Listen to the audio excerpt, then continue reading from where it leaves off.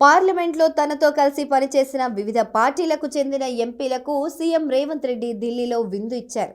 MP పదవికి రాజీనామా చేసి ముఖ్యమంత్రిగా బాధ్యతలు చేపట్టిన నేపథ్యంలో ఈ విందు ఏర్పాటు చేశారు. ఈ విందులో కాంగ్రెస్ కు చెందిన మాణిక్యం ఠాగూర్, కార్తీ చిదంబరం, శశి థరూర్, గౌరవ్ గొగోయ్, దీపేందర్ హుడా, రణ్వీర్ సింగ్ బిట్టు, హిబీ ఈడెన్, భాజపా నుంచి సీఎం రమేష్, తెదేపాకు చెందిన గల్లా జయదేవ్, టీఎంసీకి చెందిన సౌగత్ రాయ్, ఎన్సీపీకి చెందిన ప్రఫుల్ పటేల్, డీఎంకేకు చెందిన కళానిధి, బీఎస్పీకి చెందిన డానిష్ అలీ, రితేష్ పాండే, వైకాపాకు చెందిన వల్లభనేని బాలశౌరి, ఎస్ నిరంజన్ రెడ్డి, మాగుంట శ్రీనివాసులు రెడ్డి, లావు కృష్ణదేవరాయలు, వేంరెడ్డి ప్రభాకర్ రెడ్డి, అయోధ్య రామిరెడ్డి, బీద ముస్తాన్ రావు, వంగ గీత, చింత అనురాధ, బీశెట్టి వెంకట సత్యవతి, పోచ బ్రహ్మానందరెడ్డి, గోరంట్ల మాధవ్, అదాల ప్రభాకర్ రెడ్డితో పాటు రఘురామకృష్ణంరాజులు మొదలైన వారు పాల్గొన్నారు. ఢిల్లీలోని తుగ్లక్ రోడ్డులోని అధికారిక నివాసాన్ని తెలంగాణ సీఎం రేవంత్ రెడ్డి సందర్శించారు.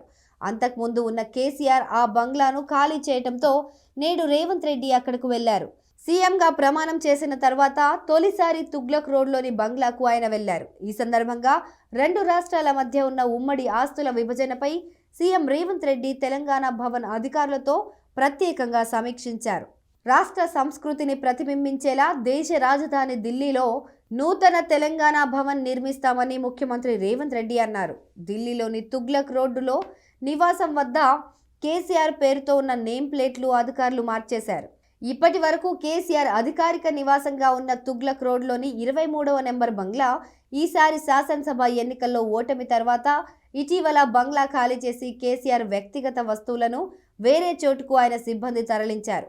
అయితే ఢిల్లీలో ఉన్న తెలంగాణ భవనాలు 4 దశాబ్దాల క్రితం నిర్మించినవి కావటంతో చాలా వరకు శిథిలావస్థకు చేరాయని, మరమ్మతులు చేయిస్తున్నట్లు resident commissioner Gaurav Uppal CM దృష్టికి తీసుకువచ్చారు. తెలంగాణ సంస్కృతి సంప్రదాయాలు ప్రతిబింబించేలా నూతన భవనం నిర్మించుకుందామని సీఎం అన్నట్లు భవన్ అధికారులు ఒక ప్రకటన విడుదల చేశారు.